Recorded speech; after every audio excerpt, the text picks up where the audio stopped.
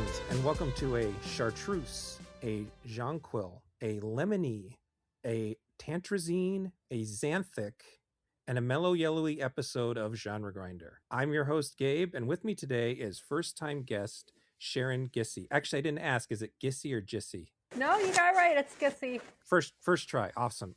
So job. please introduce yourself to listeners. I'm Sharon Gissy.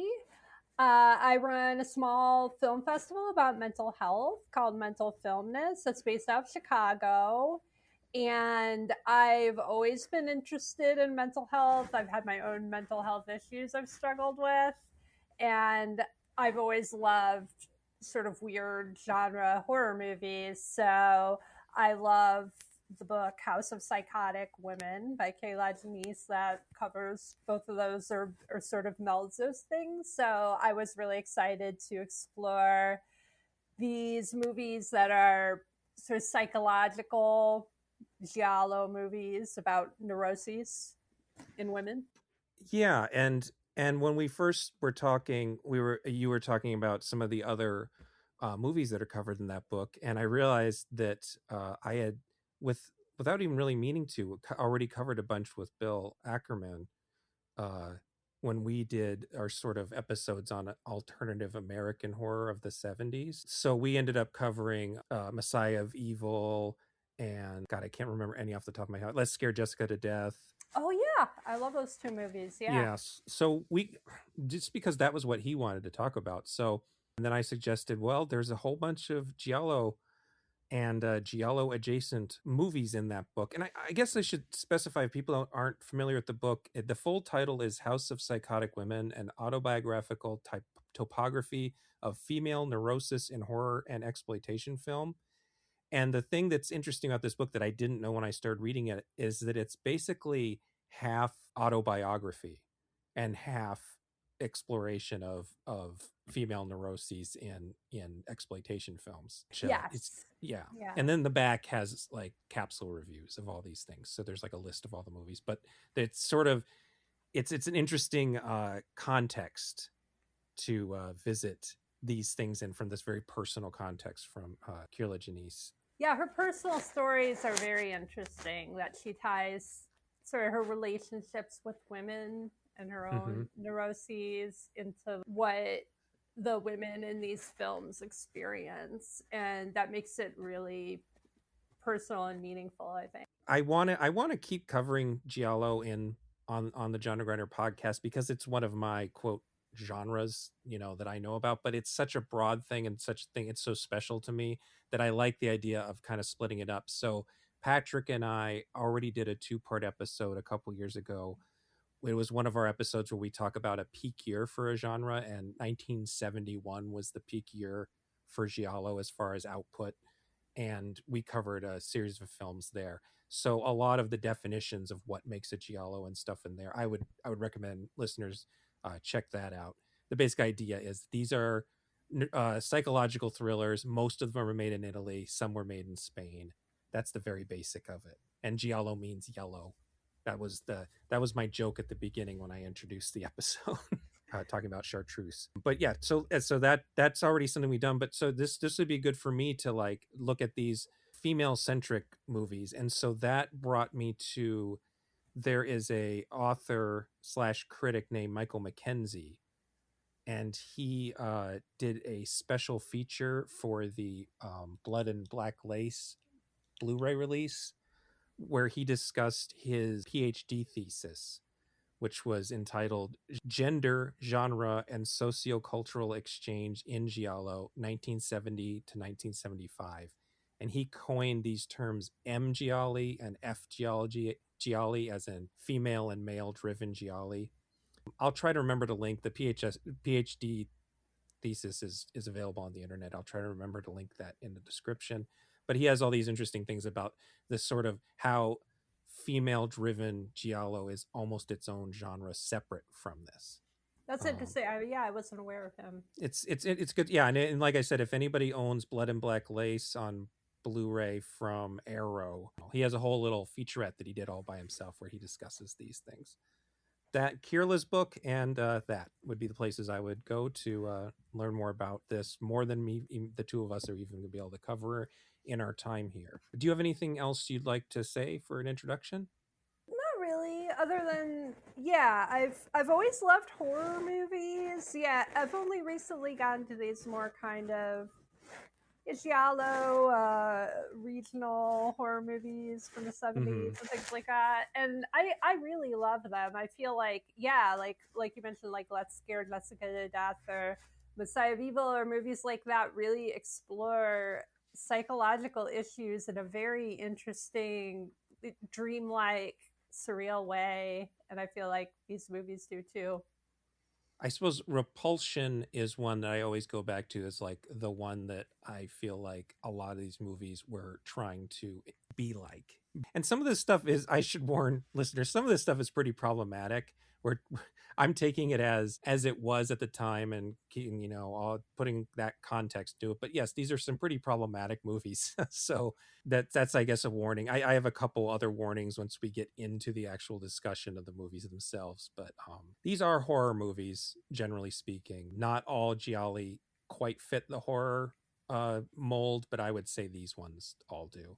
Yeah, I think or I'm sorry, what was I going to say? Repulsion. The repulsion, sorry, I almost called it regression, Same diff. is is interesting because I feel like a lot of the horror comes from like fear of sexuality Mm-hmm. or repressed sexuality, and you see that in these movies too. Yeah. So it could definitely be a prototype. I guess another one I just thought of is Images by Robert Altman. It's kind of a very similar movie. That one's not about repressed sexuality as much as mental illness, but that kind of thing. If anybody's not familiar with this, I feel like people have seen Rosemary's Baby. Rosemary's Baby is actually going to come up a lot in about a minute here. Let's just get into the first one. I'm going to do these in chronological order, like I usually do, and I'm also going to mess up a lot of these European names, like I usually do. And if I mess them up bad enough, I'll put in a little robot voice saying it correctly for me, like I have in the past. But I tried to practice this time. The first movie we're going to talk about is The Perfume of the Lady in Black.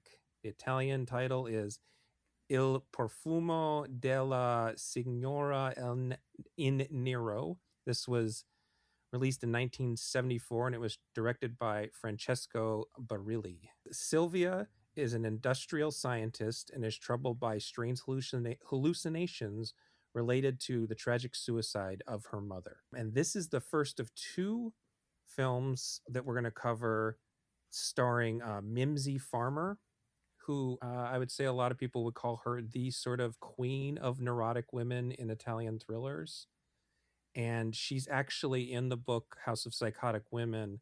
Kier-La Janisse describes her mother as looking like Mimsy Farmer. Right. Yeah. Yeah. Her description of her was really interesting. It's something about how she was this frail character who you're supposed to be drawn to her fear and fragility almost. Mm-hmm.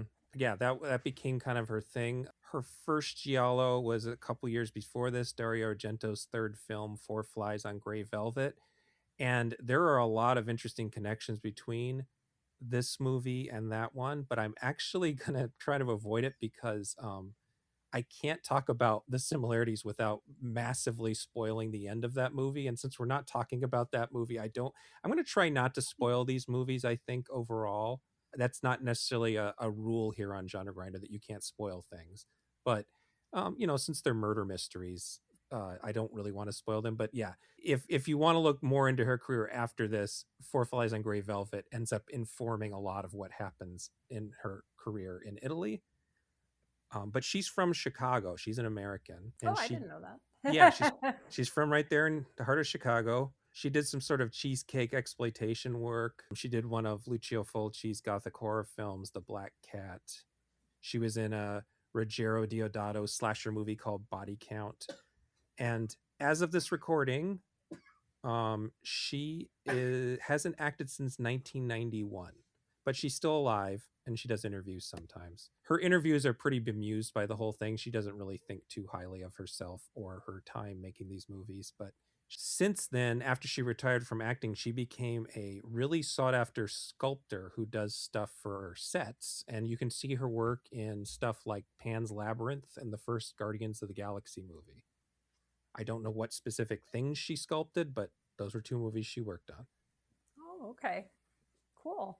She's an interesting person, but so something going in this film's favor in particular is that she appears to be dubbing her own performance, and I think that a lot of people who aren't into Italian horror, Italian thrillers, Italian westerns aren't aware that they shoot without sound and dub everything. So no matter what language the actors are speaking, and a lot of them are international casts, they're all dubbed in post, no matter what version you listen to. And a lot of the times, people didn't, even Italian actors didn't dub themselves in Italian. They would have someone else do that for them. So I think that the fact that she's dubbing her own performance here makes it a little like helps the disconnect that sometimes happens for some people, because the lip sync isn't always perfect, but you can tell it's her tones and her voice. This was Barilli's feature directorial debut. Before this, he was mostly an actor and writer, and he still acts to this day. He had a movie come out just last year. He also co-wrote Aldo Lotto's Who Saw Her Die, which is this sort of melancholic giallo about a man trying to figure out what happened to his daughter. And it's the George Lazenby, the one-time James Bond actor, is in it, and the one-time Bond villain Adolfo Celli is also in it. So it's this weird Bond reconnection. And then his film after this was called Hotel Fear, and that's one. This movie blends genres a lot and sort of breaks genre lines a lot. That movie is one that's like super surreal to the point where you aren't even sure what's real and what's not. I'm not sure if it's a giallo, but it's pretty close. This movie is sort of his signature movie. This was the movie that any sort of international reach and had a pretty good life on DVD, at least here in America. Like I said, the plot is hinging on the fact that this character's mother committed suicide, or supposedly committed suicide. And this is a surprisingly common theme in these movies. I'm wondering if it originates with Psycho, if it's like a whole there's all this stuff about killing fathers and dead mothers is always in there. And in the Lucio Fulci movie, The Psychic, that involves a woman who, through a psychic connection, actually sees her mother commit suicide, and that kind of ruins her life. So, Oh, yeah. So was it? Oh, I don't want to spoil anything though, but they kind of implicated her in her mother's death. yes. But then at the same time, I wasn't sure if that was it. That's the thing with these movies. Sometimes it's hard to tell what is real and what is the character's imagination, or Especially this one. yeah. Especially this one, because all the events that happen in the like third act, I guess you would say, it's not clear if any of that stuff happened. What's like a mainstream American Psycho.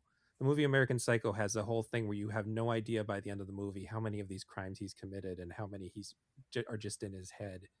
And there's a bit of that kind of that you're seeing the story from her point of view. So you have a very unreliable narrator. Either she was responsible for killing her mother, or her psychosis has told her that she was responsible. I think we're allowed to read it either way. Yeah. This was by far my favorite of the movies, honestly, because I felt like I feel like all of them had rather convoluted plots, but this one really, I feel like it kind of wove in its motifs and themes really gracefully about childhood trauma and sort of like Alice in Wonderland, and going back to what happened, unearthing her memories from that time. I just felt like all that was really well done, even if I couldn't necessarily unravel all the threads of what actually happened.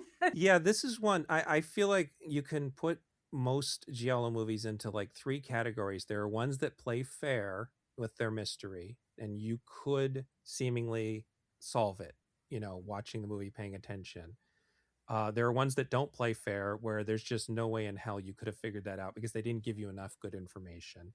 And then there are ones like this where it's almost not necessary because so much of it is maybe not real, that it's more like the theme is important more than the actual plot and the reveals of who murdered who or who didn't murder who.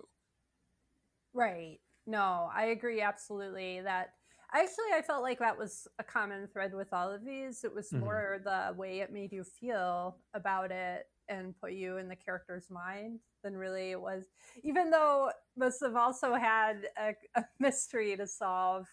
You're absolutely right that I don't think it was the most important thing about the movie. Yeah, and I mean when they start revealing things, it happens pretty fast too.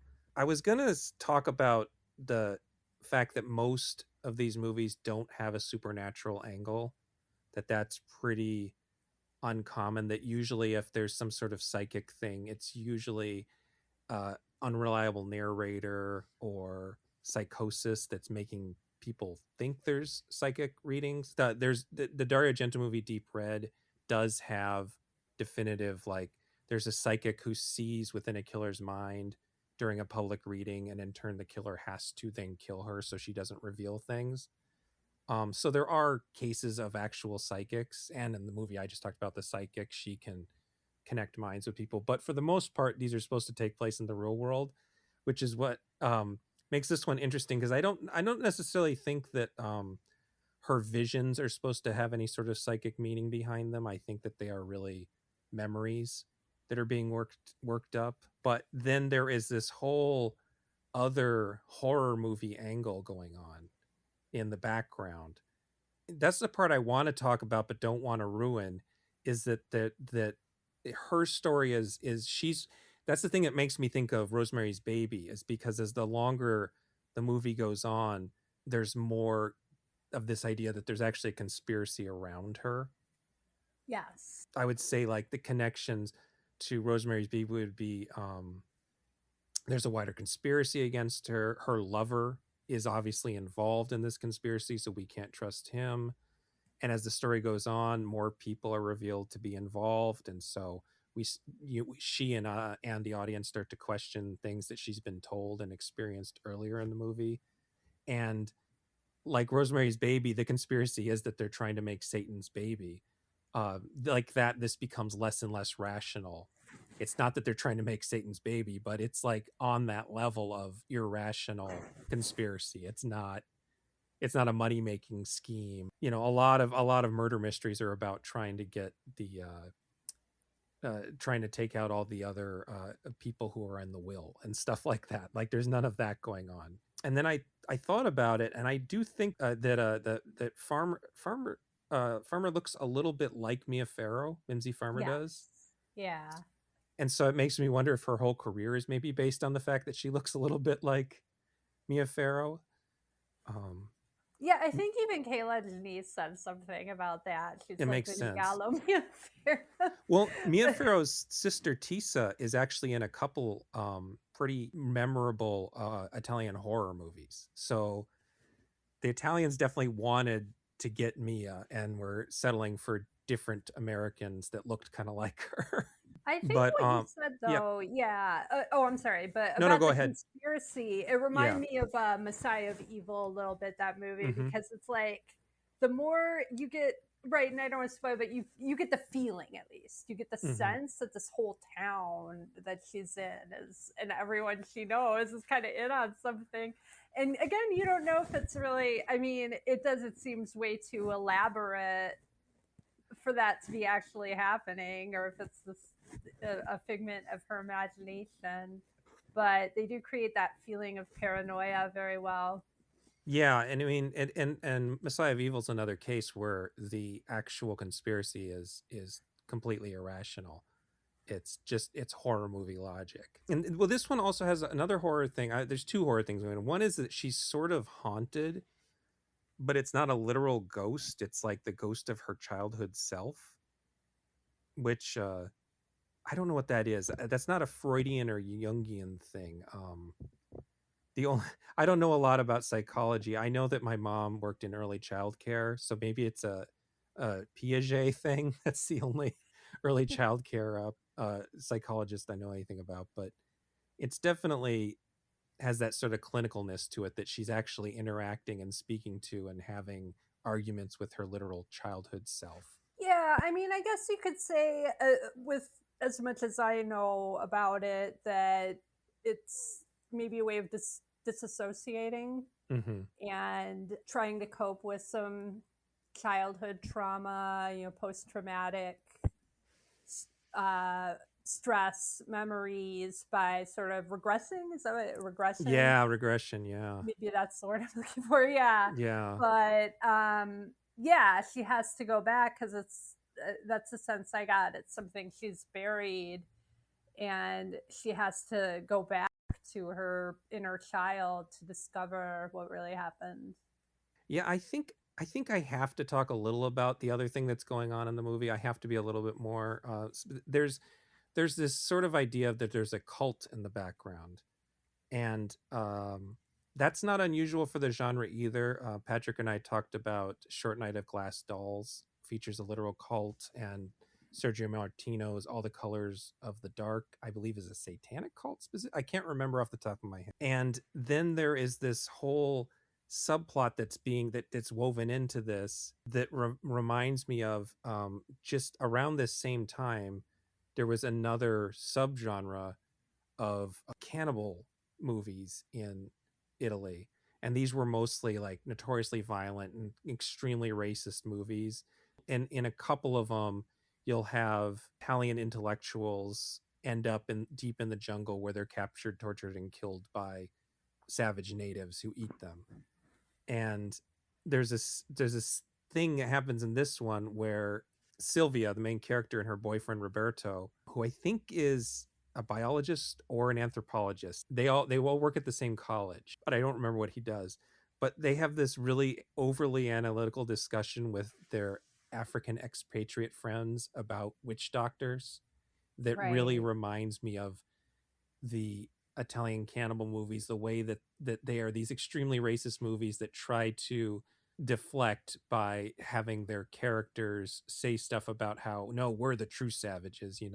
There are these weird little things where, like, her it's I think it's basically the same thing happens in Rosemary's Baby, if I'm remembering right, where you think that he's having an affair because he's acting suspiciously, but he's actually hanging out with this African friend of theirs. As we get more layers into this and as people start to die, it just becomes, again, more and more irrational, and it doesn't, like, I'm not going to say what happens at the very end, but there's this whole connection between this cannibalism, this sort of cult of cannibalism, and this woman's psychotic break, that you're not sure by the end of the movie what's real and what's not.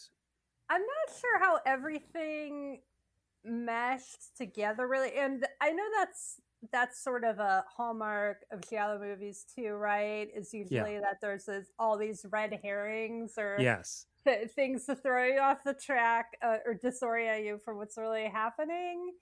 And to me, yeah, there's the black magic, there's the conspiracy, and all these other things. And then, but I feel like what this is really about, it's almost a distraction, as her childhood memories and her sort of coping, unearthing them, and finally coping with them. And then I was kind of like, oh, well, did that happen because they were doing a black magic ritual or a seance, or Yeah, I just let it go. I was like, whatever reason it happened.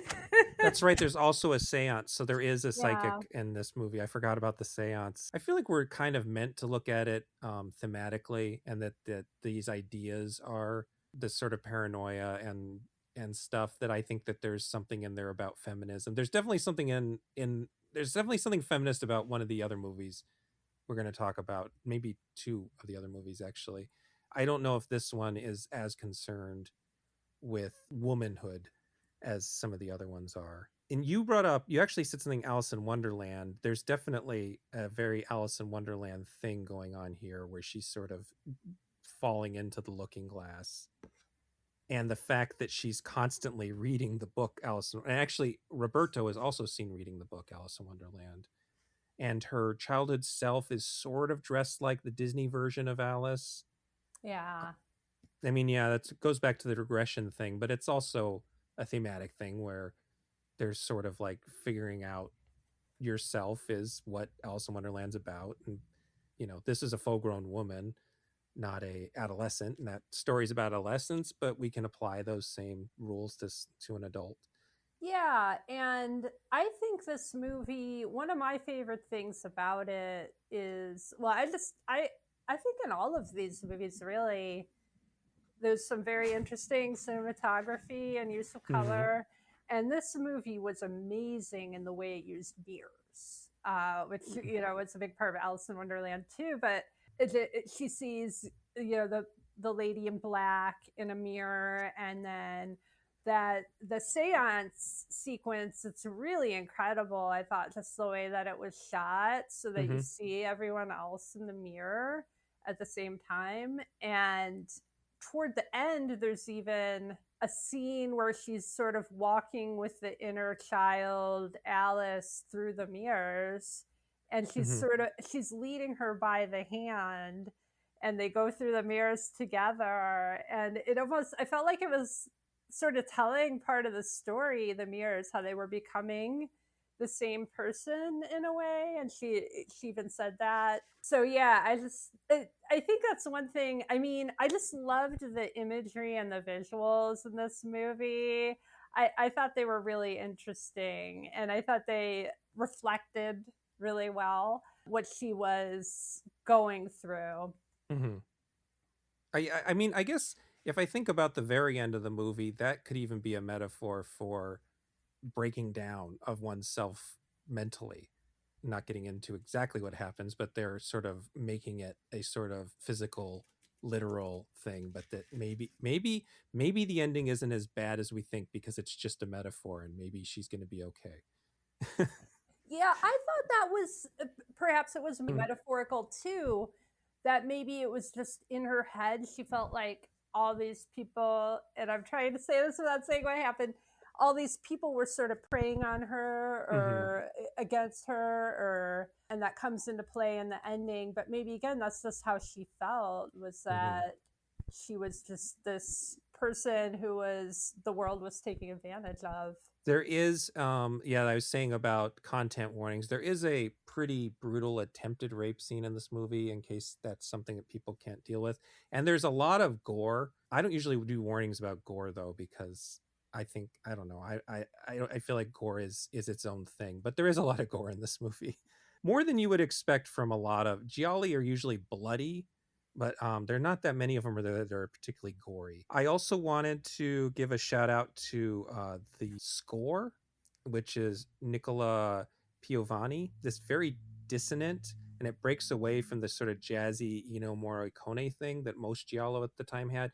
The We're going to cover Autopsy. Autopsy has a Morricone soundtrack. That's a little bit more what you usually expect from these movies, and so I had forgotten how different the soundtrack was, and in a way, we and ended up with four movies with very different soundtracks.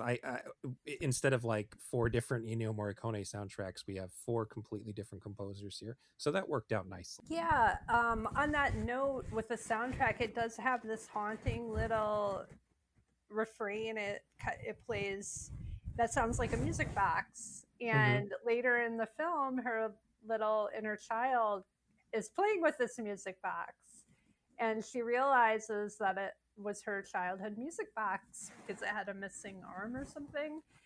And it was just so, I felt skillfully woven in. And that's something I really loved about this movie, is I feel like it wove in a lot of things like that really well, or elements like the lamp, when she saw the lamp in the antique store, and each thing was sort of like a signal or a reminder of something she's, I guess, buried in her subconscious. I think that was what I liked the most about it. It felt Mm-hmm. very true to having imagery in your dreams, or seeing something that reminds you of something traumatic, Mm-hmm. and it's just this flash that's there, and it pops up later and you realize what it is.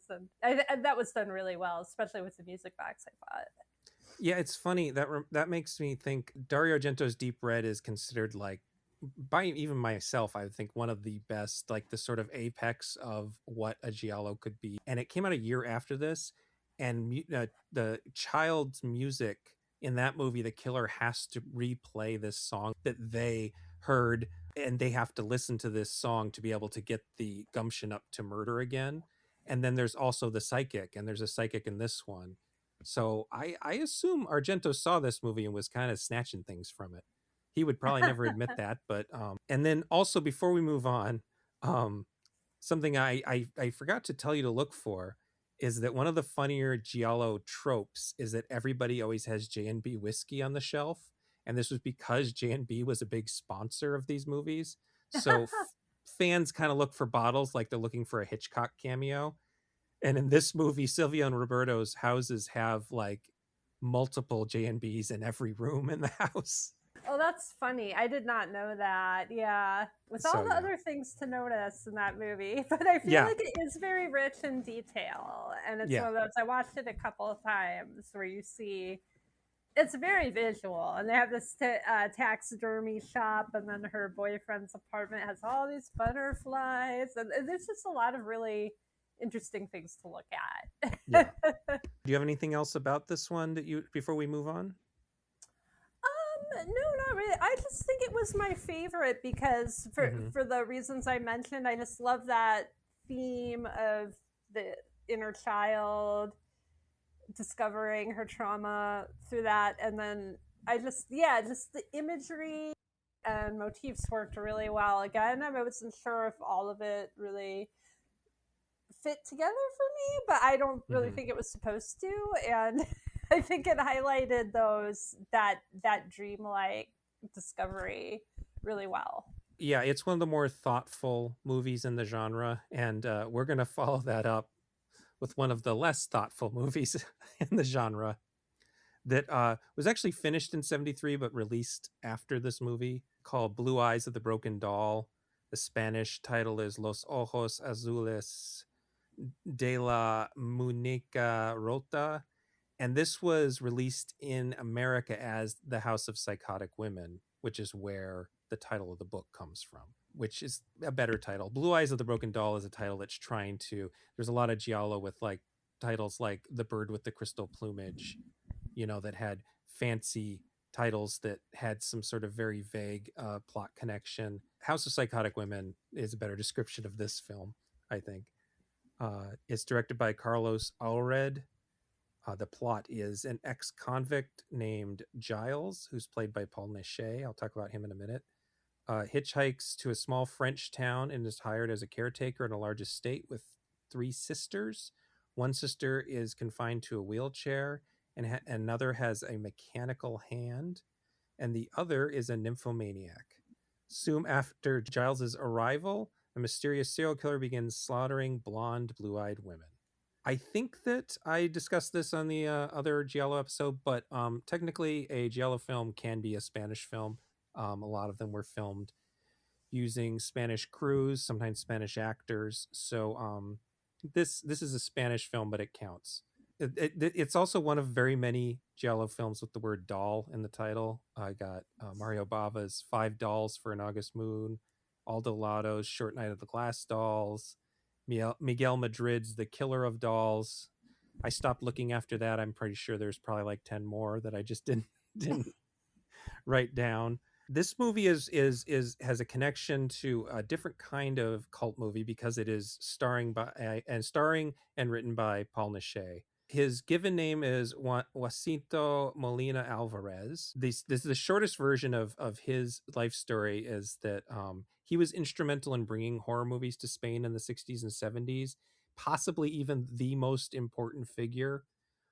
He is best remembered for playing El Hombre Lobo in a series of werewolf movies. He made a lot of gothic horror movies that paid homage to Hammer and Universal.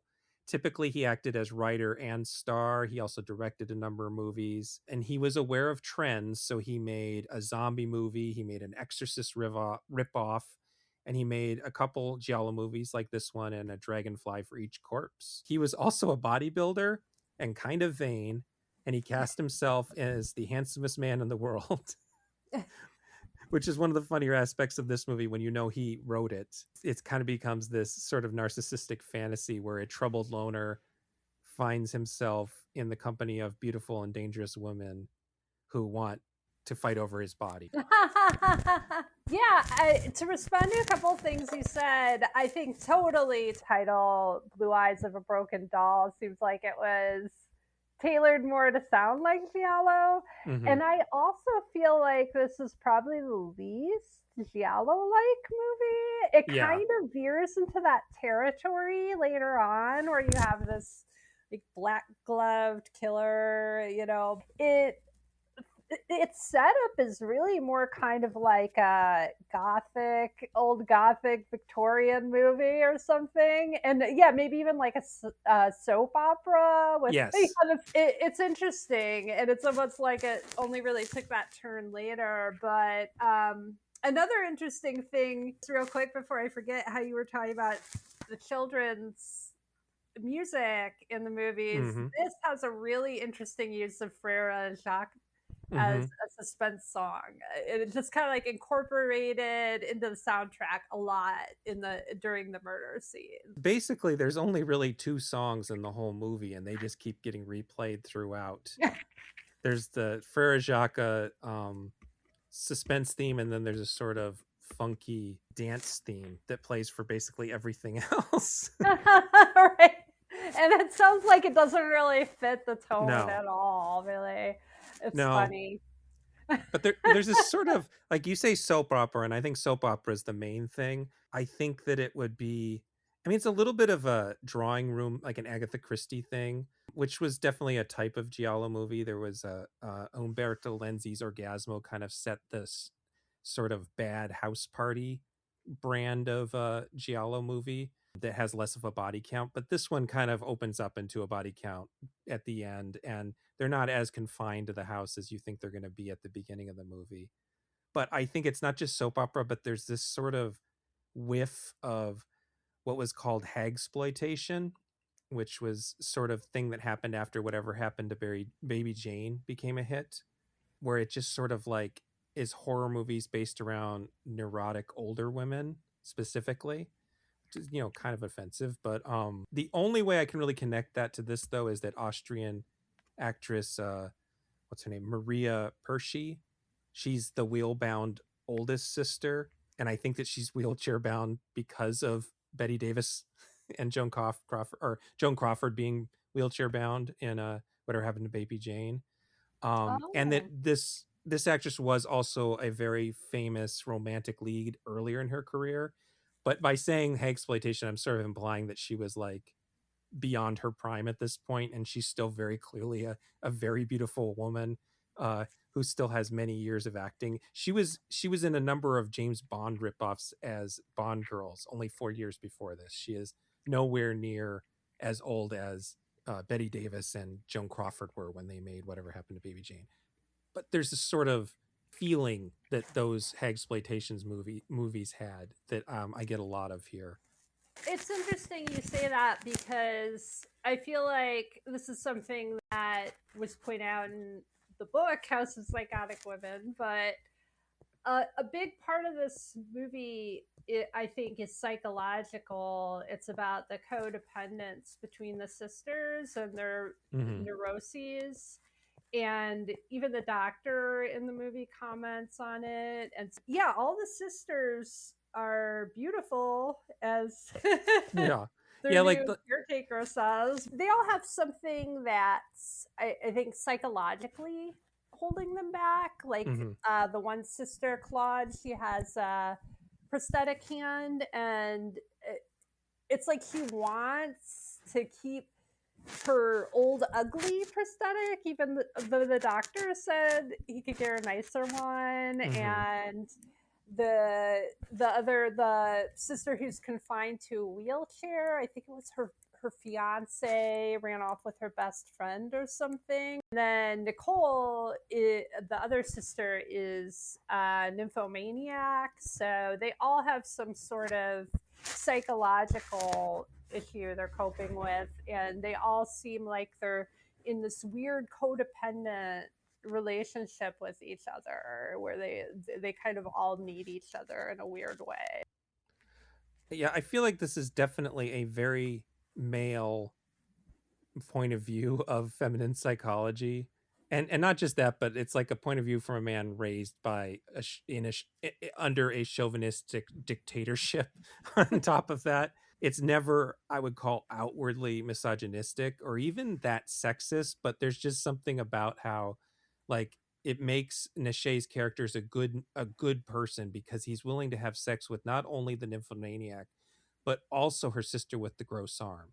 And it's like you feel like when he wrote that in the script, he's like, yes, this will make my character look like a good man.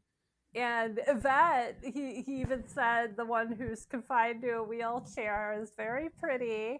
Mm-hmm. But one of the things now that you bring that up too, it's revealed that he has a past Yes. and he has fantasies or dreams about this too, of strangling a woman, and he's actually an ex-convict and everything.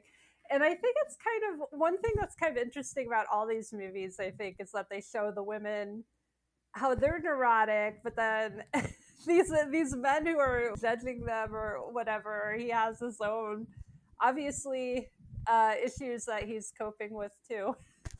Yeah, there's it's going to come up a lot in Autopsy, but there's this kind of idea in giallo movies that there are these movies made by older men working in a, again, chauvinistic, both Italy and Spain were very chauvinistic societies in the 70s, and they're making these movies, and their movies end up actually being about how the men are really dangerous, and that, you know, you can't trust men, and that men are they're the ones who are emotionally dangerous, not the women.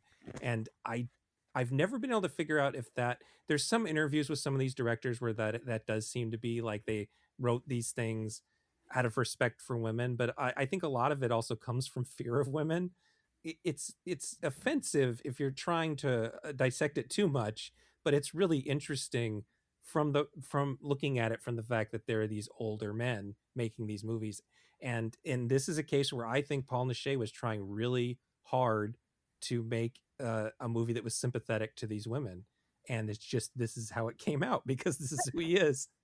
That's funny. I mean, Yeah. yeah, like you said, they imply he's a domestic abuser and maybe murderer, but he's still the good guy for most. He is a red herring, but he's not a very convincing red herring. We're pretty clear that he didn't do it very early in the movie.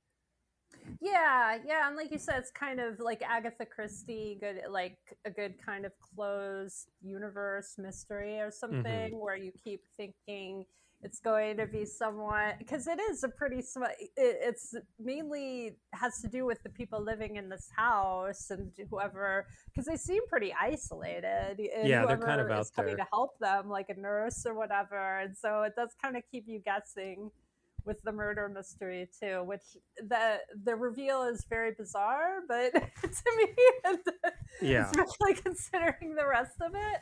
But yeah, it I think the heart of it is really the relationship between these sisters. Yeah, the reveal is one of the things that makes it feel most like a soap opera to me. That feels like something that you would find out in a soap opera. yeah, And yeah.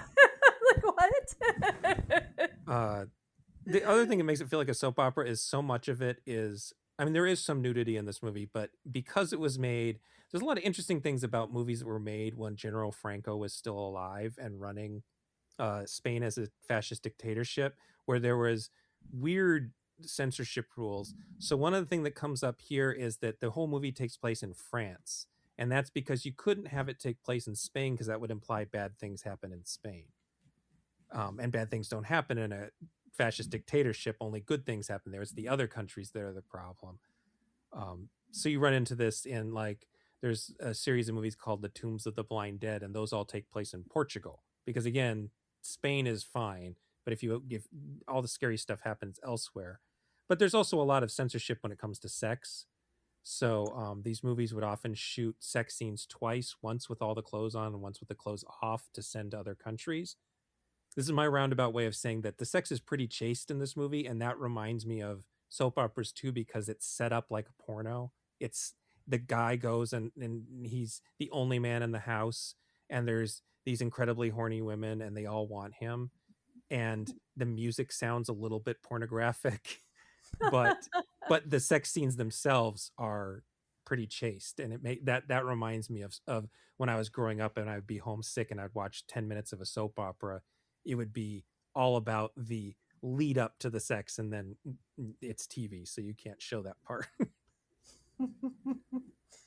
Yeah, it is funny because it starts out as almost seems like it's going to be a sexploitation movie or something with that music, Hmm. and he's just she's just like standing there and looking all hunky, and going up to that house and flirting. It's funny, but then I think it does delve more into the psychological issues of the women, like, oh, I'm ugly, or I can't do this or that, and I have to stay with my sisters. And I think that's really the interesting part about it, at least from a psychological perspective. And this, for the psychological perspective, I love, there's something like, I love movies where a mad scientist explains his experiments and it's absolute nonsense, but whoever wrote it really liked writing what they wrote for the guy to say. It's the same thing in a lot of these movies, that I think they're trying to copy the end of Psycho, because at the end of Psycho, a doctor comes out and basically explains to the police and the audience what Norman Bates's mental illness is, and that he's not a transvestite. He's got a dual personality and blah blah blah blah blah. And I think a lot of these movies tried to copy that.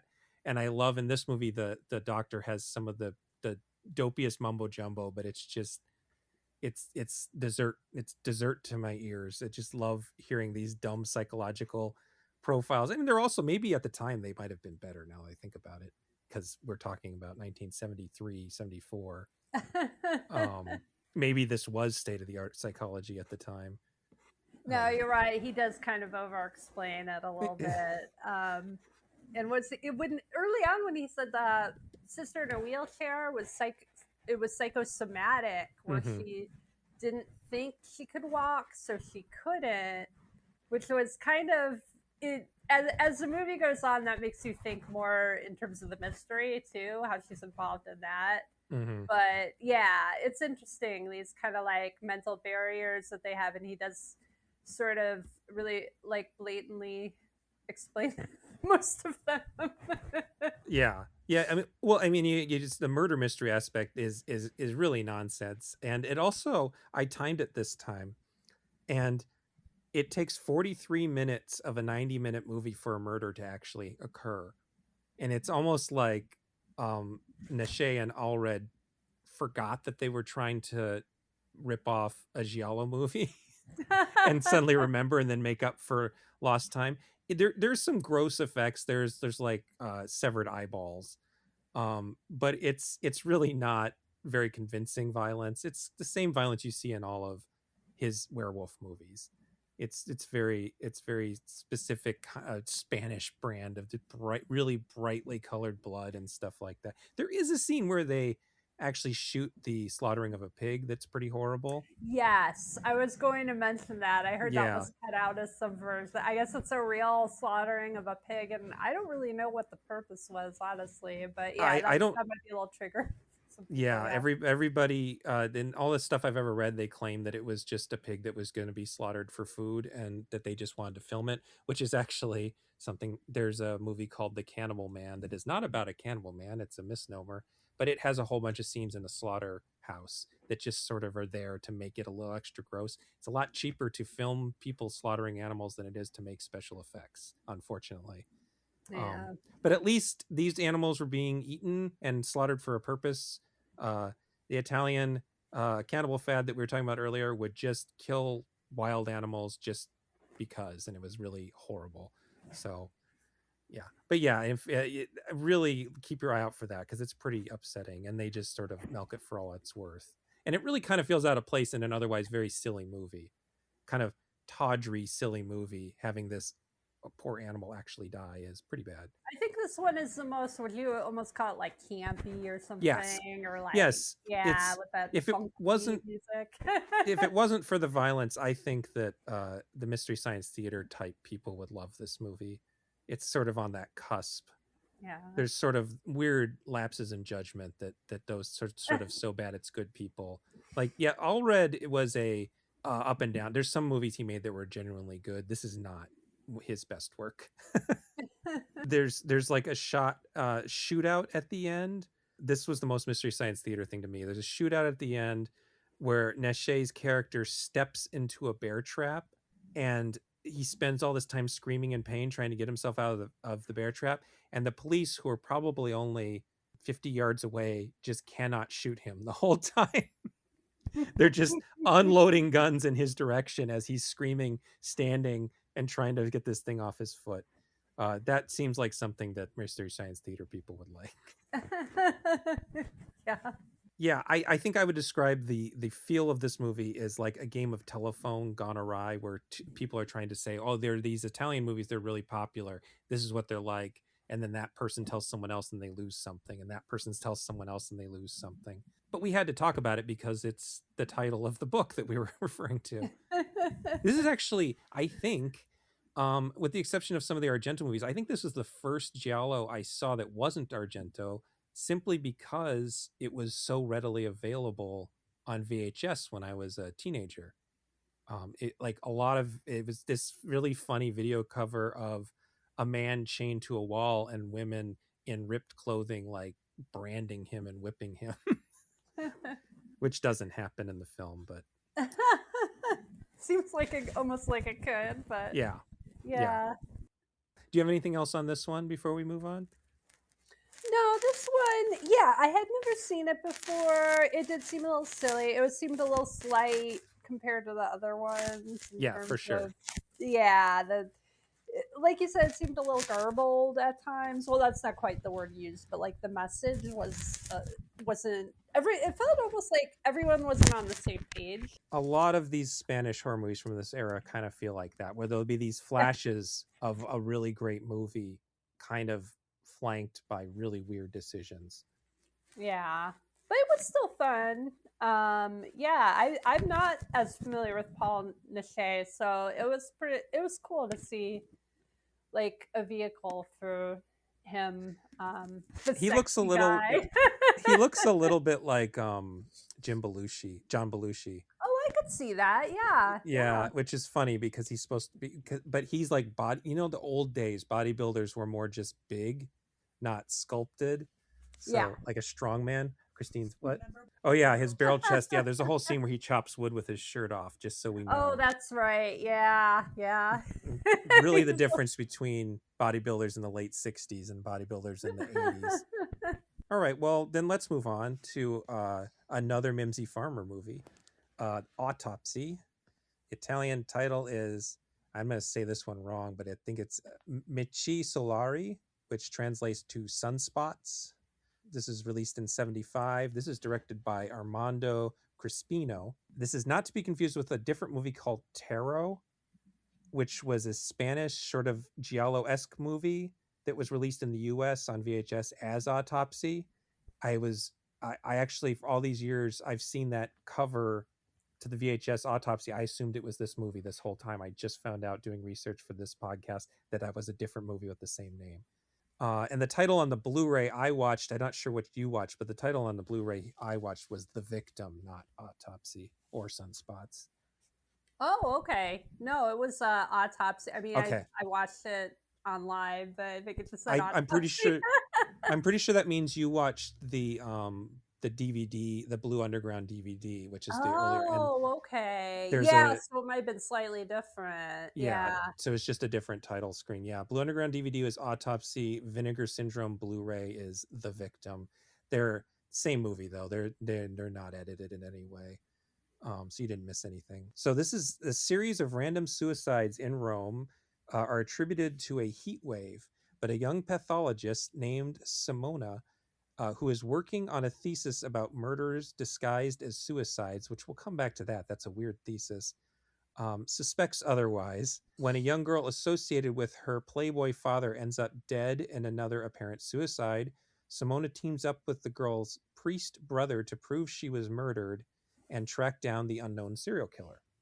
This wasn't by design, but this was the other non Argento Giallo I was able to see at a younger age because it was released by the on DVD by Anchor Bay, but it was really sold as a horror movie at the time. But there are some really notorious sequences in this movie, and they kind of overshadow the rest of the movie, which is kind of otherwise a sort of, what's the word? It's like the perfect example if you want to describe a neurotic woman giallo to somebody. It's kind of, this story is like a perfect example of what it would be. The only other better example would be Lizard in a Woman's Skin, which Patrick and I talked about in the other podcast, and which what I think we'll talk about just briefly in the next thing. I'd say it's the most memorable of Mimsy Farmer's performances.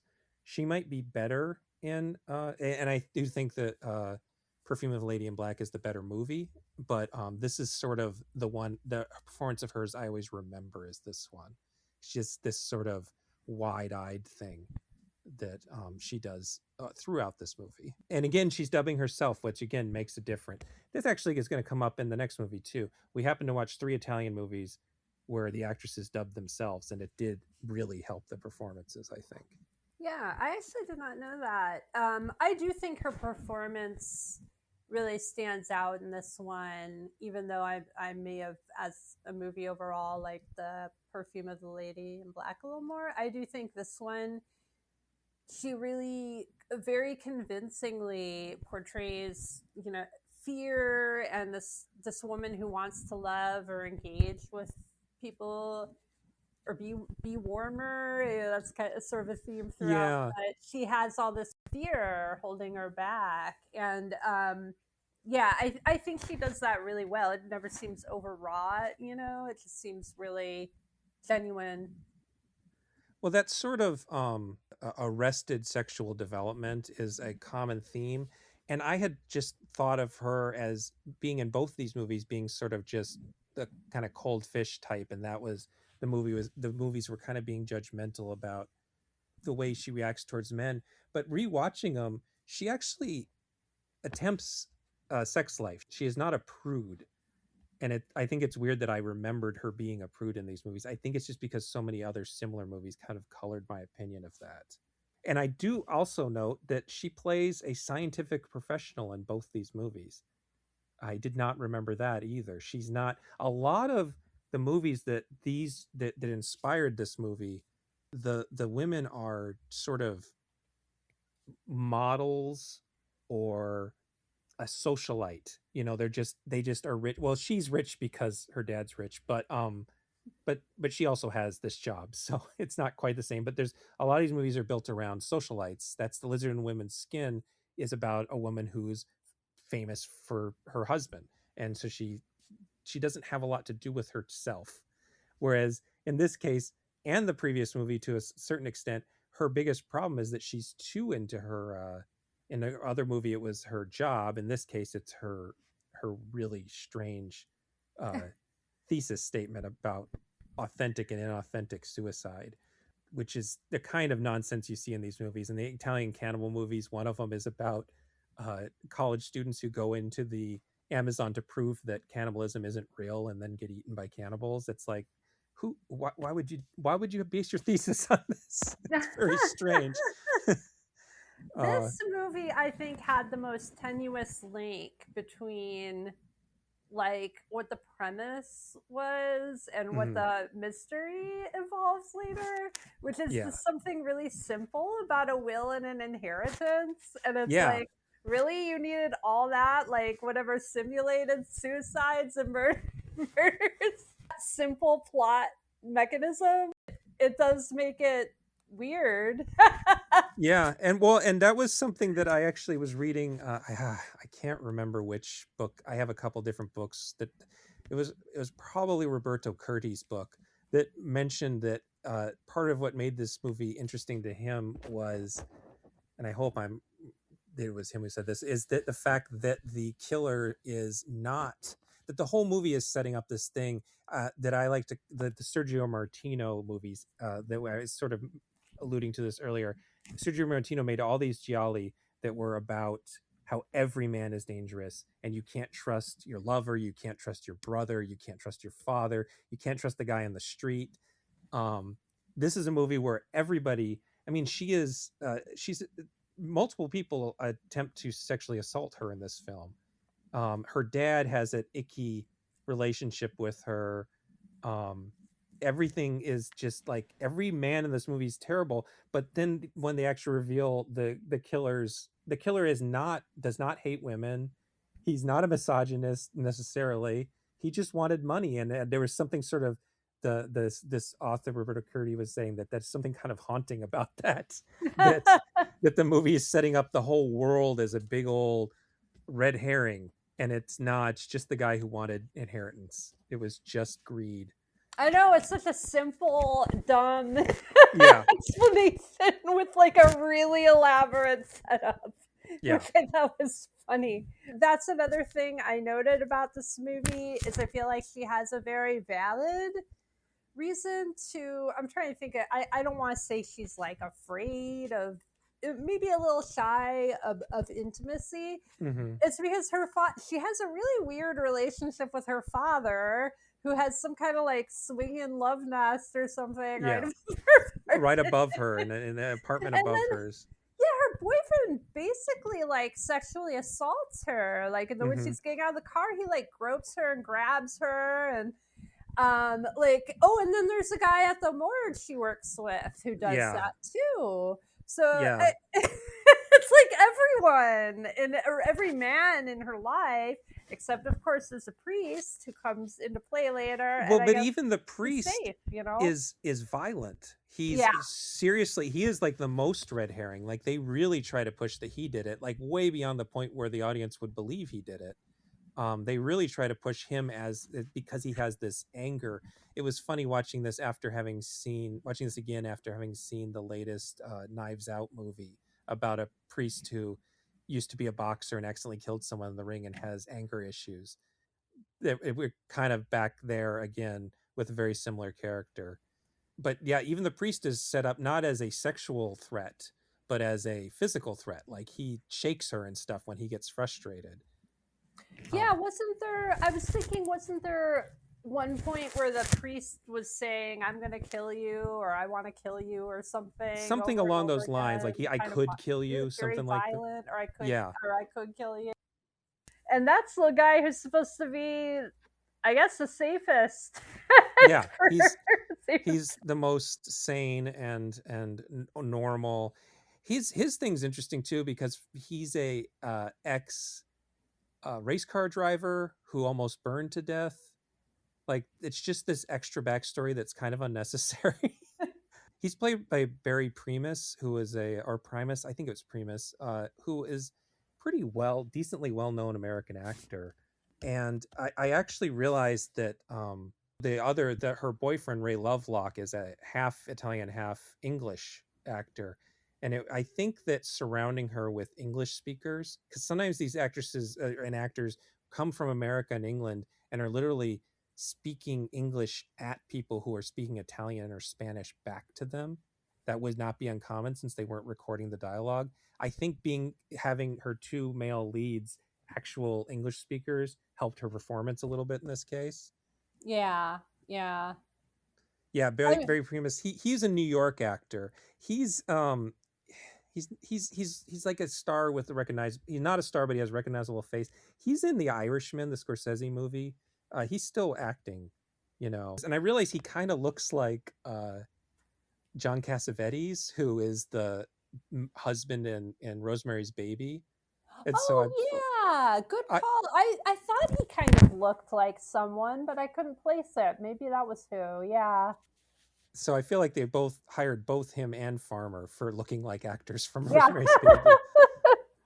Yeah, I don't know. So there's all that, but there are a few really incredible sequences. I think one of them was in that crime museum with like the mannequins, Yeah.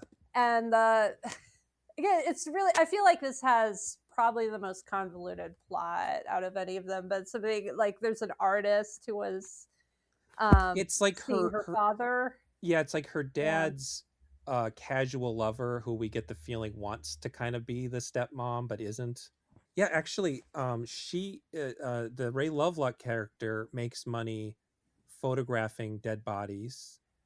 The artist woman is recreates like paints giant version or draws. I guess I can't remember if she's drawing or painting, but makes these giant versions of these horrible death images and sets up all this stuff. It's like everybody's job. It has something to do with death. It's kind of a weird thing. I mean, she works in the morgue, and oh yeah, and then the morgue guy who tries to rape her is really good at uh fixing bodies after death to make them look better. So that's like his art, is to put makeup on this poor woman whose eye has bulged out of her head because she was shot through the mouth. Like he fixes her eye and stuff. So there's this weird theme where everybody's somehow artistically involved in death. Yeah, that's interesting. And I think so not so much, I guess that part was a little gory with the face, but Yeah, I think what was more disturbing to me was all the dead bodies that she would see sort of moving around. she And hallucinates that two bodies get up and sort of have sex. yeah, and that's sort of, I think, again, her sort of mishmashing sex or death and this whole idea of. And another thing I was thinking about is the sunspots. I feel wasn't really used either. I guess there was this whole idea that the sunspots or the heat was causing people to kill themselves, but I feel like that wasn't really what The happened. I don't the know. the only way it ties in is that the killer is using it as a cover for the murders. That Right. there are Yeah. this there's this influx of suicide at the beginning of the movie. We see suicides from characters we don't see again, so there is some sort of influx of suicides for some reason. That's actually I looked into it, and there was a sort of Crispino based it on a article he had read where they were claiming that there were, because of solar flares, people were committing suicide. And I looked in more into it. It's sort of an old wives' tale. I don't think it has any basis in reality. Um, Yeah. but you can tell that they had this idea, worked backwards from there. Like, oh, this is interesting news. Which is not uncommon for giallo movies. A lot of Dario Argento movies will be something like, oh, did you know that crows hold grudges? Okay, well, that we'll write a movie about that. That will come into play. Did you know that this species of bird can't survive outside of certain environments? Oh, well, that will be a clue. And then there's like garbage stuff like people with a double Y chromosome become killers, which is something we know isn't true. But at the time, that was new science. So, like, the whole plot revolves around trying to cover up that you're a double Y chromosome because then people will know you're the killer. So, like, a lot of these movies do work backwards from. They're like, oh, how can we make this into a murder mystery? And a lot of the times you can't. Is the that's the moral of the story. No, you can't do that. That doesn't work for a murder mystery. But they kind of try to do it that he's covering his murders with. He's covering it. Yeah, it's a very Yeah, elaborate cover.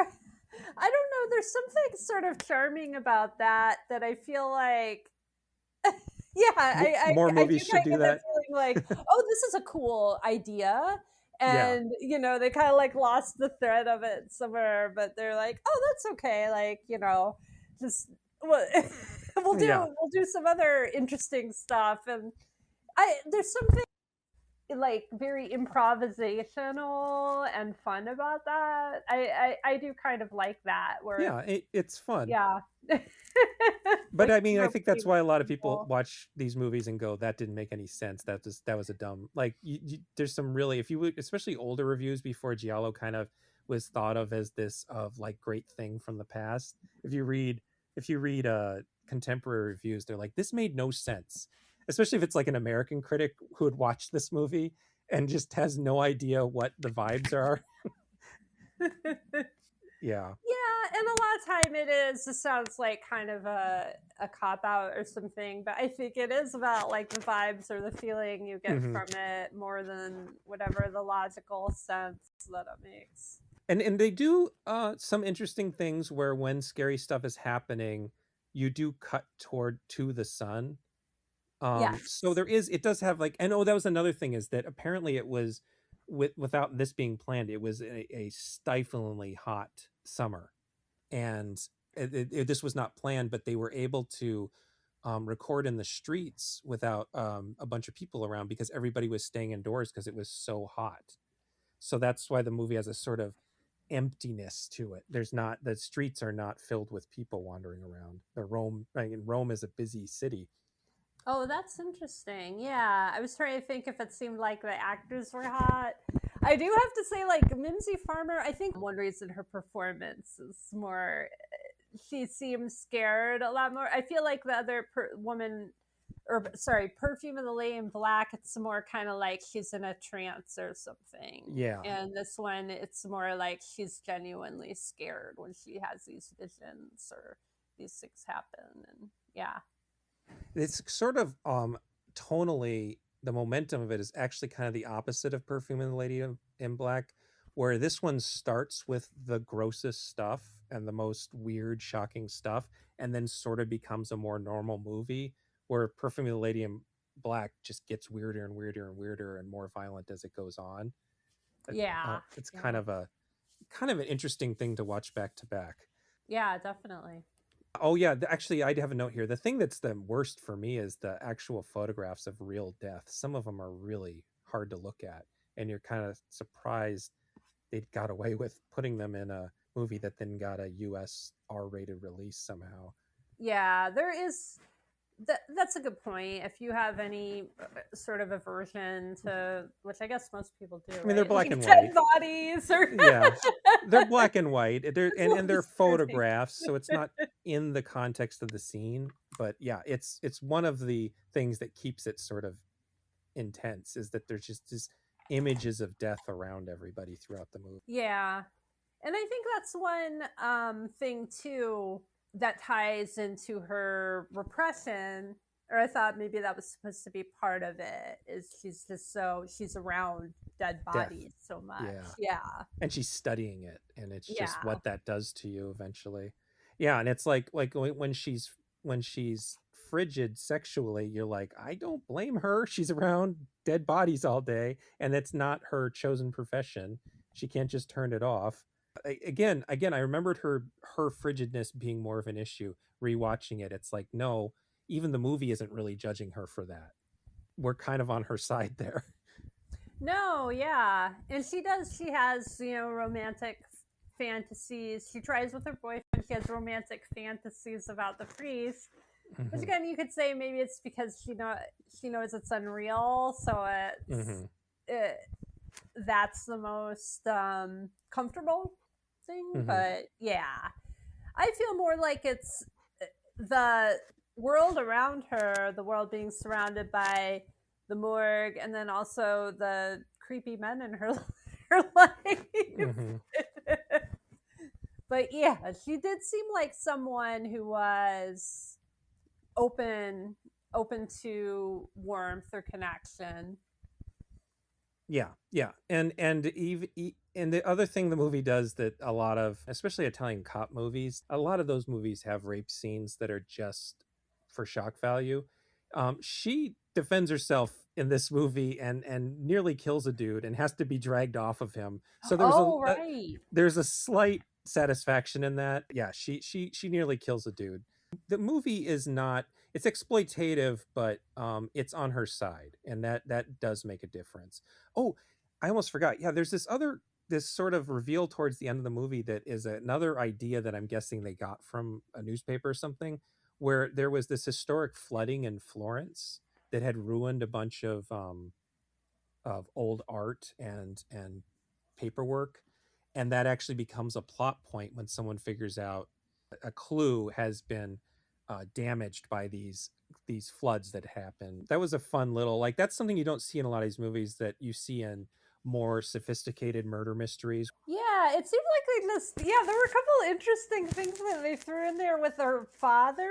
There was some kind of like vision thing Oh yeah. where he was spelling something out in the hospital, and then there was like a restored Bible or something. Like Yeah, and that, go that was damaged. I was like, This one, as I said, this is a Ennio Morricone music, and it's not as jazzy as some of his other ones. I love the woman's chorus he uses. That's something he'd been using since Birds with the Crystal Plumage, where giallo movies have dreamy. It's usually the same singer, I'm pretty sure.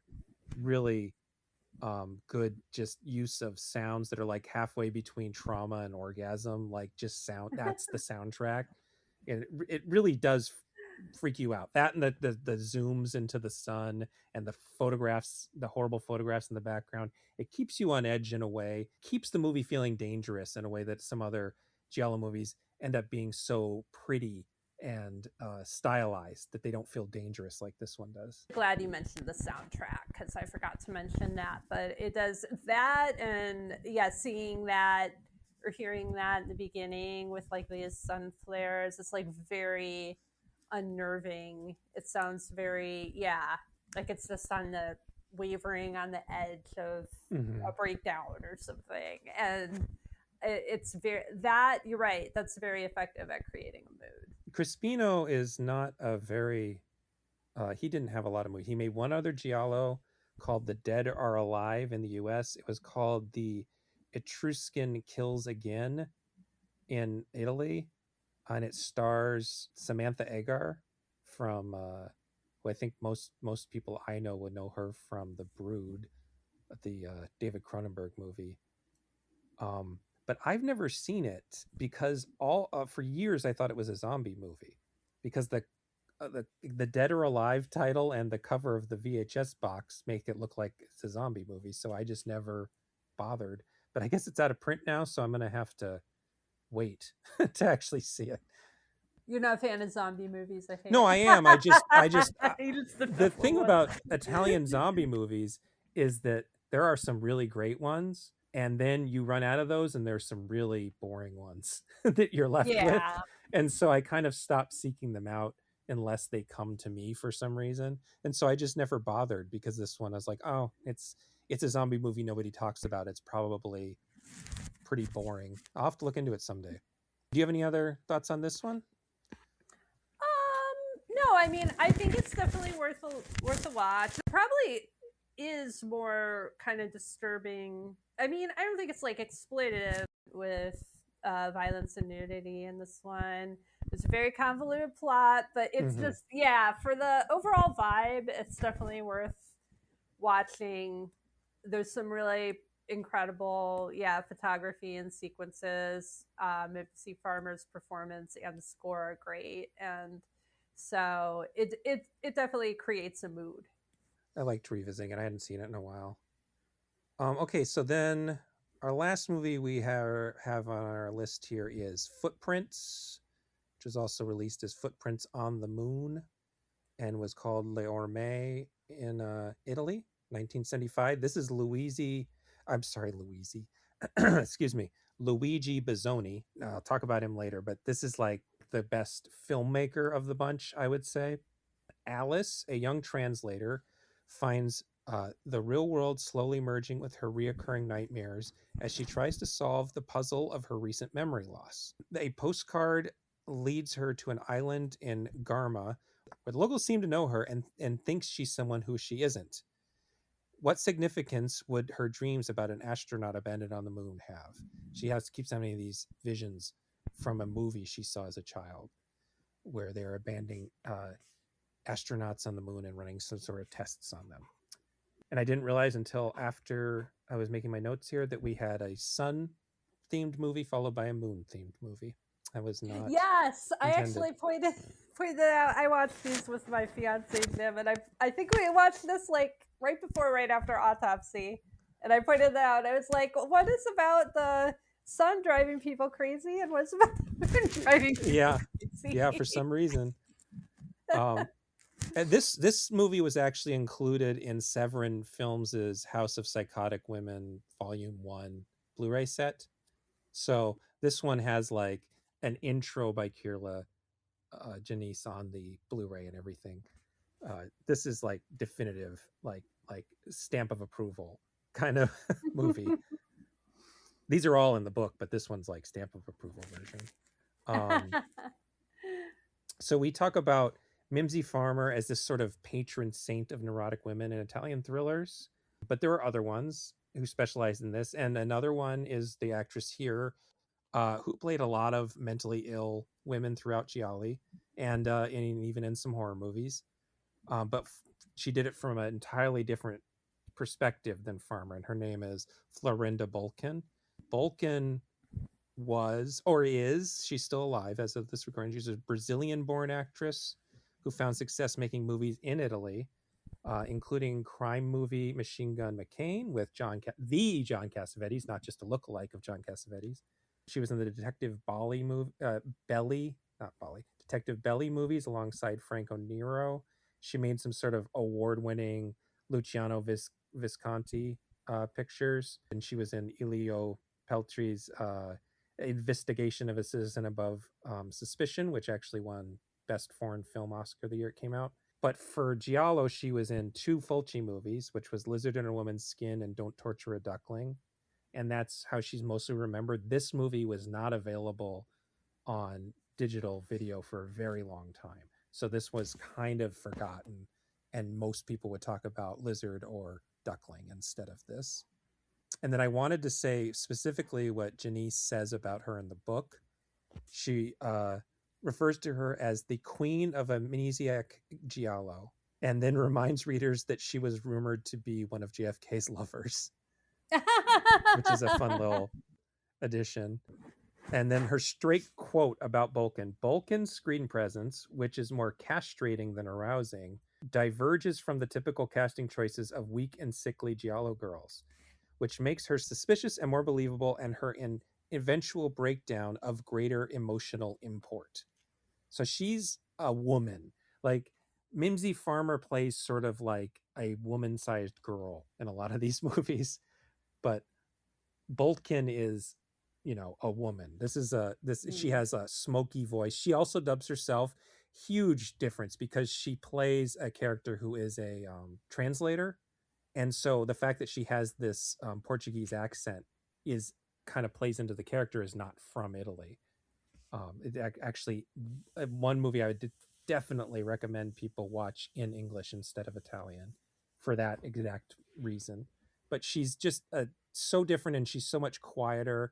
And she does have some sort of manic episodes in Don't Torture a Duckling, where she plays a witch who is blamed for the murder of children, and she confesses to it because she thinks she has actual witch powers, but she does not. They were killed by someone else, and she's a little manic in that. But in most of these movies, she sort of underplays it, and it's a very different idea.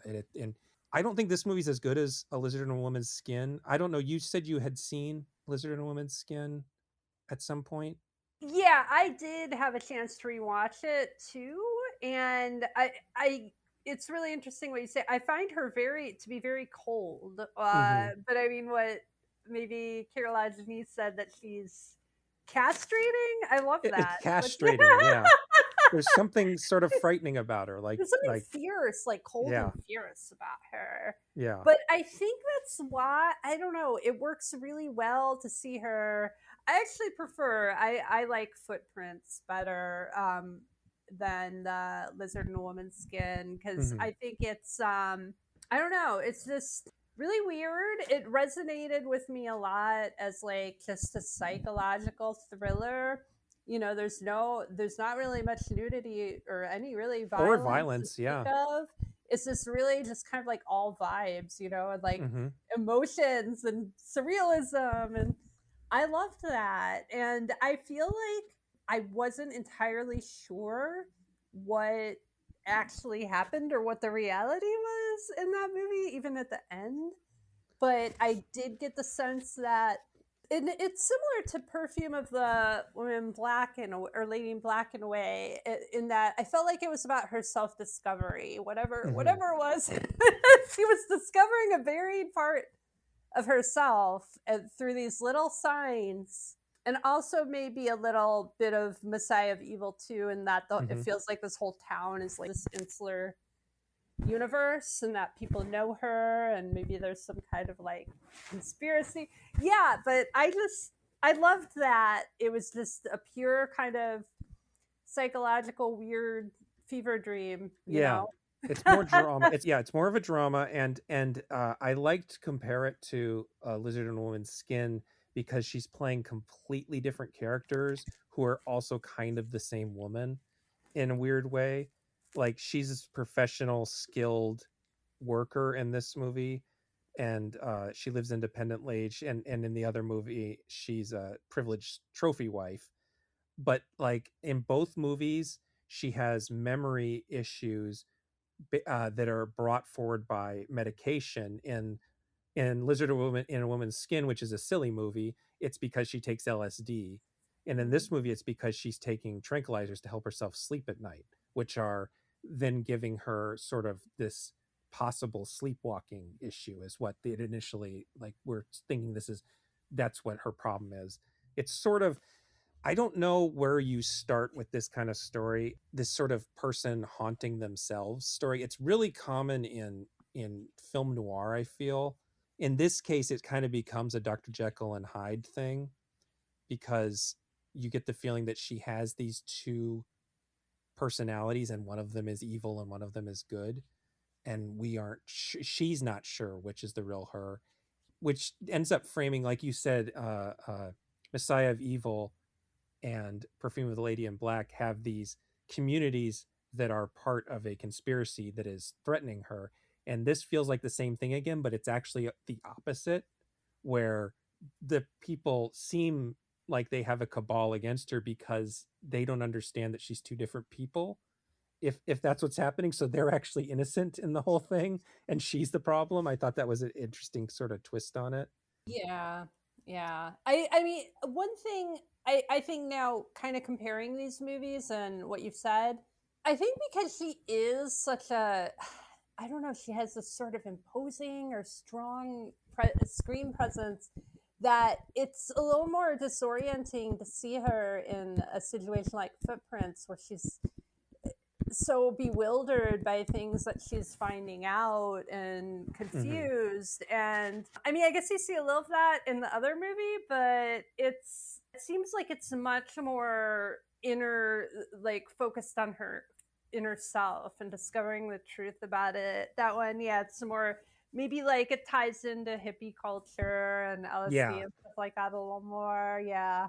that one's definitely, yeah. Lizard and Woman's Skin is an older man making a movie about counterculture and sort of being afraid of this counterculture himself. Where this is a movie where the director and writer is relating to the character on a little more serious level, I think. It's not getting into wacky territory. And there's not even that much hallucination in this film, because she's missed all of it because of amnesia. She's missed all of these things that happen. So instead of having visions of things she's done, she's being told she's done things by other people, which is like, I feel like that's like a really specific fear that a lot of people have, where you can't trust yourself and you can't trust how other people see you. And Yeah, definitely. No, it taps into something that I think is pretty scary and disorienting psychologically. You know, and here she is, like a strong professional woman, and people are telling her all of a sudden that she missed 2 days of work, and mhm. she doesn't know what happened, and she finds things she don't doesn't know what they are, like a dress in her closet. It does tap into this primal fear, I think, that people have, is like how much control we have over our own lives. I try to connect a lot of these movies to Hitchcock movies, because a lot of these filmmakers said that they were inspired by Hitchcock movies, and sometimes it's really obvious. Some movies are just Hitchcock plus something else. And when I was trying to remember another movie where someone can't trust their own memories, the closest I could come up with was Spellbound, and I Hmm. could see that being sort of an influence on here, but it just wasn't close enough. I think that there's a specific film noir movie that I can't remember the name of, that this reminds me of. And just the idea of investigating your own crimes, Yeah. possible crimes. I feel like I've seen that too, but I'm not, again, it's not coming to me right now. I'd have to Yeah, think about it some more. yeah. But yeah, I love that it's kind of like a mystery, but it's kind of a mystery about finding out about ourselves. Yeah. And I just think, out of all, this might have been actually my favorite out of all the movies. I just think The cinematography is gorgeous, Well, and yeah, she's like, that's yeah, wandering around these old, like look like ruins, and this dilapidated hotel that's still so big and opulent. It's just, yeah, this is scenery is beautiful. and so Bazzoni, he only made 3 gialli, and they're all gorgeous, and they're all gorgeous in completely different ways. He made Possession, which is also called The Lady of the Lake, which is a very high contrast black and white early giallo. He made The Fifth Chord, which is one Patrick and I talked about that Patrick just gushed about, which is very colorful, very dark. This one is very bright. It's a lot of it takes place in broad daylight, and I think, and I can't prove this because I have no interviews about it, and I have to admit I didn't watch any of the. There's a commentary track on here I probably should have watched, and I just didn't get around to it. Kat Ellinger, who's another one of my favorite critics, I'm sure she might have talked about this, but there's something about the imagery to me that makes me think Bazzoni was trying to make it look like a sort of futurism versus old world, because like when she's in Turkey for a lot of the movie, it's this very that it's a very old world look that Turkey has, and it's a very decorative look. Whereas when she's back in, I believe it's Rome, everything is very brutalistic, and all of the walls are really high and they're not adorned with anything. There's no decorations on anything, and it all feels very concrete. And it reminds me of how movies in the 50s used to sort of represent the future and sci-fi things, as you'd have these big concrete buildings. And Oh, then her clothing also, I think sort of matches, because I mean a lot of women wear hideous clothes in these movies, yeah. very dated clothing, but they wanted, these movies were also made to sell clothes, so you got to give it to them. But her outfit reminds me of the astronaut outfits in her visions, and Oh, yeah. and so I think, and that was something I didn't pull together. The last time I saw this movie was on a really bad VHS rip that was not widescreen, and it was really dark. So I didn't appreciate a lot of the visuals the first time I saw this. I appreciated the story and everything and how patient it is. Like you said, you said you think this is probably the best one. This is the one movie of these 4 movies that I would just show a random person and say, here's a Oh, cool yeah. movie. Like you don't have to know anything about Italian horror or thrillers. You don't have to even like thrillers, and this is just an interesting movie. But I didn't appreciate the visuals until I watched the Blu-ray and I could see what was actually going on. And so that was my theory there, is that it's supposed to kind of look futuristic.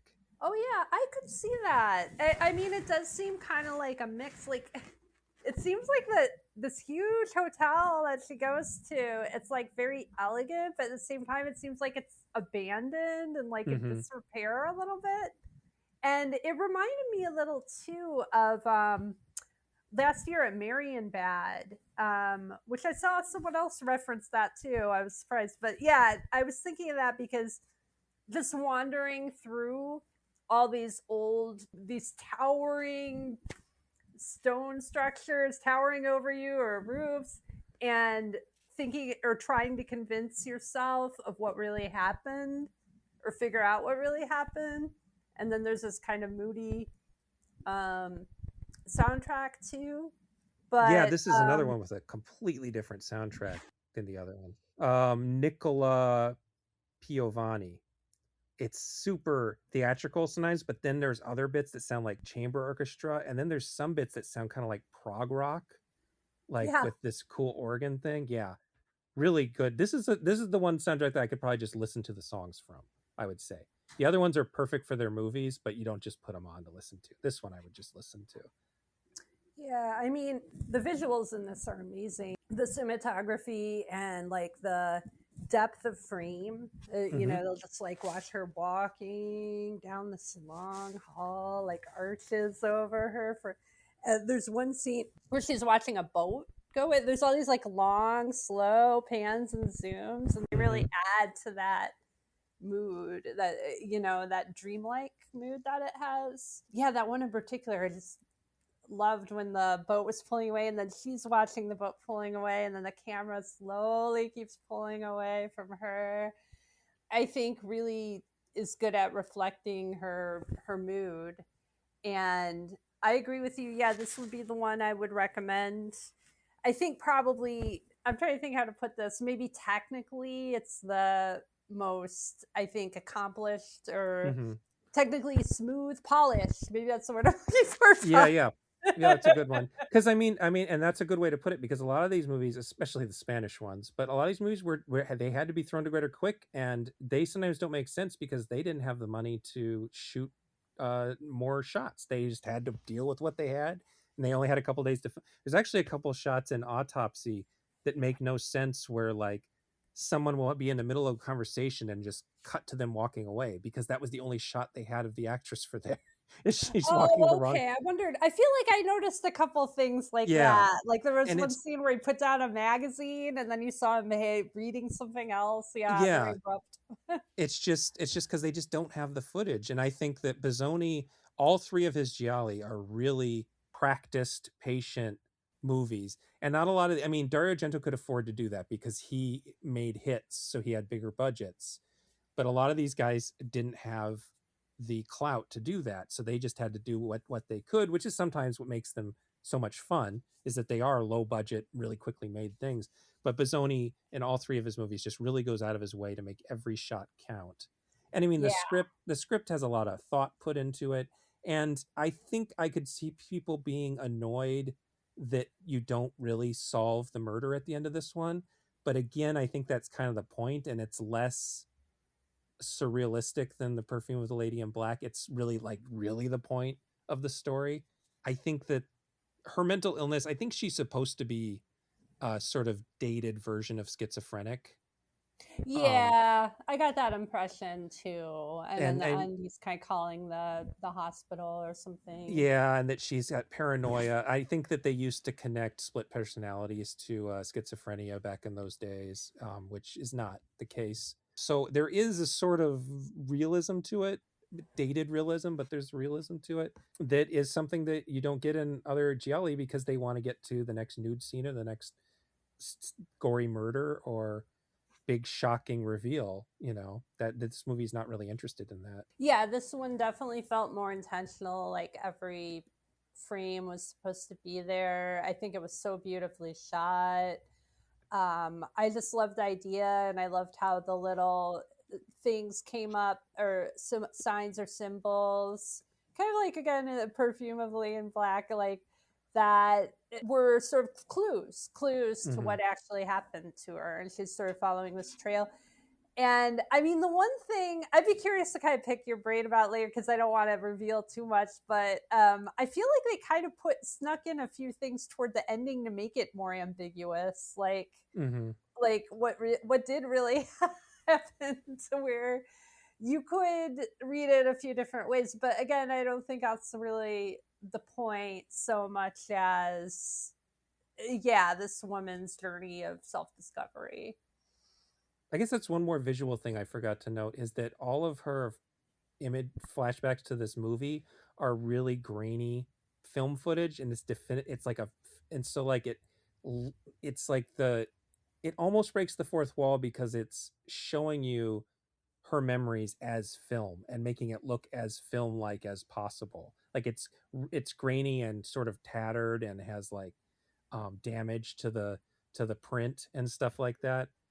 And that's just sort of these like they're like these surrealistic intrusive thoughts but that are actual film, that is sort of like Yeah. acknowledging that we're watching a movie, which is another kind of cool touch because if you're going to do a movie about someone losing their mind, might as well use the medium you're filming, use the film medium to do that.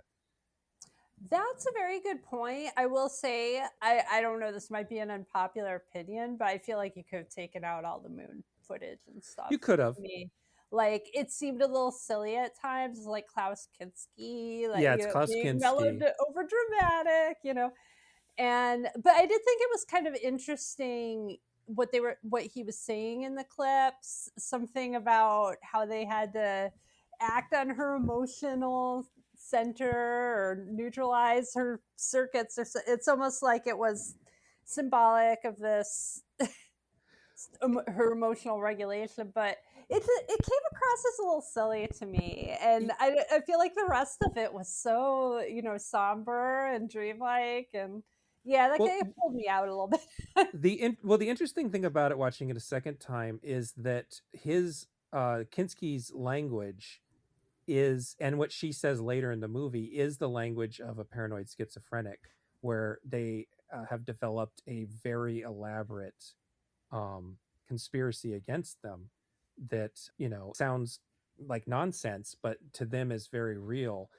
And so the idea is that she saw this movie as a child. It was weird watching this. Did you watch? I don't think that you. I know Jim doesn't, but did you watch the Marvel show that just came out, Wonder Man, by any chance? No. So it was just a weird coincidence where Wonder Man has a whole bunch of things that are flashing back to this character who's a really neurotic actor. Keeps flashing back to this time he saw a movie with his dad, and it was a cheesy sci-fi movie. And seeing it after watching Footprints again, where she has these memories of this movie she watched as a kid, that's a cheesy sci-fi movie that she's finding weird truth in. It was just this weird connection to the Wonder Man series that I won't go more into it since you didn't watch it. It won't matter to you, but it was a weird connection. It was just strange. Yeah, I mean, I know that's I've experienced it myself, but Yeah. that's something kind of common, I think, to people who have a serious mental illness, is like these clues or connections to TV shows and movies and things like that that you think are, sending you special messages. Yeah. So, I mean, yeah, I understand that aspect of it. It was a little less just weird to me the second time watching it. The first time I watched it, I was much more on the camp that it was weird for weird's sake. I think this time I got a little bit more of the theme out of it. Um, so I can see what you're saying, and I'm not going to say go watch it again, because that's a ridiculous argument to make. But I do understand what you're saying, and I definitely think I felt that way the first time I saw the movie. But yeah, you almost get this sense too that this is inevitable, what Hmm. she's stumbling into. Yeah, Like, which is and all scary in its own way. yeah, and that the future is connected to her past, and she finds the dress in her closet, and she already has the postcard. Like, this is just going to be a cycle that keeps happening, which is also, that adds to sort of like the unease. Yeah, that's already happened before. I mean, that's personally, I am diagnosed with obsessive compulsive disorder, and that's definitely something that I relate to, is that this is inevitable kind of negative self-talk kind of thing. So yeah, I buy into that idea and how that idea is so scary from a mental health standpoint. Again, the schizophrenia stuff is a little over the top and a little dated, but I think it's surprisingly respectful of what it for a movie that's a thriller about someone with mental illness, which is already a little bit iffy. I think it's surprisingly respectful to the idea of mental illness. Oh, I thought so too. And I feel like you do empathize. I mean, she's the one you're really supposed to be empathizing with. Hmm. That this is all really frightening to her, and she's trying to figure it out. So, in that way, yeah, I don't think at all it makes her look like. I mean, even if it is, and you kind of weigh that in the end, how much of it was like delusion, or how much of it was her delusion or twisting her memories or whatever. But Hmm. um, I don't feel at all like it's done in a disrespectful way. Like when she's having her breakdown, she's Yeah. being melodramatic or any. No, it was just you're kind of like with her the whole way. I feel like. I have a couple brief notes on the cast. You already mentioned that Klaus Kinski's in this. He was in a lot of Italian thrillers and horror movies. And the male lead is again not an Italian. Peter McInnery, I believe he was English actor. So again, you have English speakers speaking to each other, which I think makes a difference. Klaus Kinski is clearly not dubbing himself in this movie. He has a very wrong for Klaus Kinski's face voice coming out of his mouth. But the actress Ida Galli, who is another really top of the line Italian scream queens, has a super brief scene in this movie where she's the blonde woman at lunch who's talking to Bulkin's character about her missed day. That's her only scene she's in. But if you've seen other gialli, you're like, oh, Ida Galli's in this. She might be the killer, you know. So I don't know if they did that on purpose or just because she was available that day, so they threw her in real quick. And then the redheaded girl is Nicoletta Elmi, and she was this sort of unlikely Italian horror superstar. And as a child, she appeared in Argento's Deep Red, Mario Bava's The Bay of Blood and Barren Blood, Aldo Lato's Who Saw Her Die, Massimo Dalmano's The Night Child, and then she was in Flesh for Frankenstein, which is sometimes called Andy Warhol's Frankenstein, which was shot by Paul Morrissey using an Italian cast and crew. And she made these all in a row, and then later on as an adult she makes a cameo in Lamberto Bava's Demons as an adult, and it's totally an in-joke for the horror audience. So it's that little redhead girl, but she's a grown-up now. Yeah, and I feel like again it's something like represents her inner child or her idea of innocence, that she's trying to understand what happened, and the child's like her alter persona or was really mean to her and she doesn't like her and stuff like that. Like she's just kind of trying to figure out who she really is, but she kind of like has to tap into this childlike state of mind. A lot of talking to your childhood self in these movies. Yeah. So that's another case of that. And like I just love how it's interesting because she'll come across I think that family was sitting with her in the same, it was like the hotel restaurant or something, and it was this huge room, and I think they were like the only other ones there. It's just weird. Like it does. I feel like this movie, it does a lot of like surreal things in a really subtle way. Yeah, with like the scenery and stuff like that. Well, before we wrap it up, do you have any other thoughts on Footprints? No, again, to go back to, I think this was probably my personal favorite. I think I don't really want to say it makes sense because I don't know if it does. Yeah, it makes sense in its own way. In its own kind of closed universe. I think it kind of makes sense. And I do think it would be probably the most accessible of the movies for someone to check out. I made a list here of the other gialli included in House of Psychotic Women, just in case anybody wanted to look into more. She also covers Sergio Martino's All the Colors of the Dark, and this is like the classic giallo title here. Your vice is a locked room, and only I have the key. Oh yeah, I love that title. I don't know if I've ever seen that, but yeah, I've heard of it. All the Colors of the Dark is the better of those two, but and then she covers Dario Argento's The Bird with the Crystal Plumage, Four Flies on Grey Velvet, and the Stendhal Syndrome. She covers Umberto Lenzi's A Knife of Ice and Orgasmo, which is sometimes called Paranoia. Javier Bardem's uncle, Juan Antonio Bardem, made a movie called The Corruption of Chris Miller.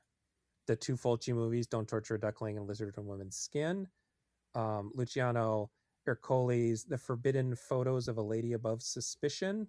And Eloy de Iglesias' The Glass Ceiling, which was released as the part 2, A House of Psychotic Women, Severin Volume 2 collection. Cat just knocked something over. Lamberto Bava's Macabre, Fernando de Leo's Slaughter Hotel, which is probably my least favorite of all these movies, and Ruggero Deodato's The Washing Machine. Hey, stop knocking shit over. She's in a cubby. She's being annoying. But yeah, Washing Machine, which is sort of slasher, but also sort of a giallo. It's a weird movie. It was released in the 90s, so pretty late in the day for this kind of thing. So those might be other ones to look out for. Is there any other? So is there anywhere that listeners can like find you? Yeah, like I mentioned earlier, I do this small film festival about mental health that's based out of Chicago called Mental Filmness. So there's a website, Mental Filmness, MENTALFILMNESS. And then it's also on Facebook. I've been wanting to expand it a little more and do more reviews. Yeah, kind of like in the House of Psychotic Women book about mental health and movies. Actually, all these movies would be great things to write about there. But yeah, that's probably the main place that I really have a presence now. Okay. As usual, you can find me on the Genre Grinder website, on the Genre Grinder Facebook. I am Gabe Powers, one word, on both Letterboxd and Blue Sky.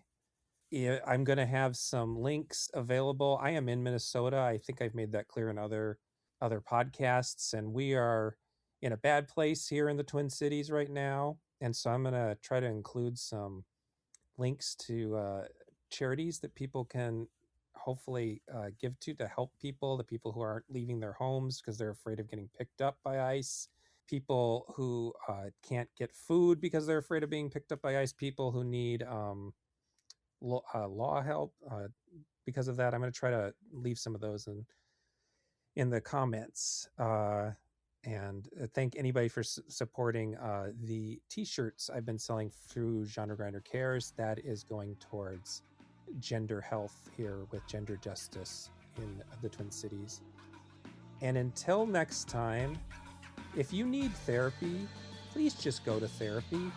You know, you don't need to have a convoluted backstory and reason to kill people to talk to your inner child. You just go to therapy and do it. You don't need to do what these people do. All right, goodbye.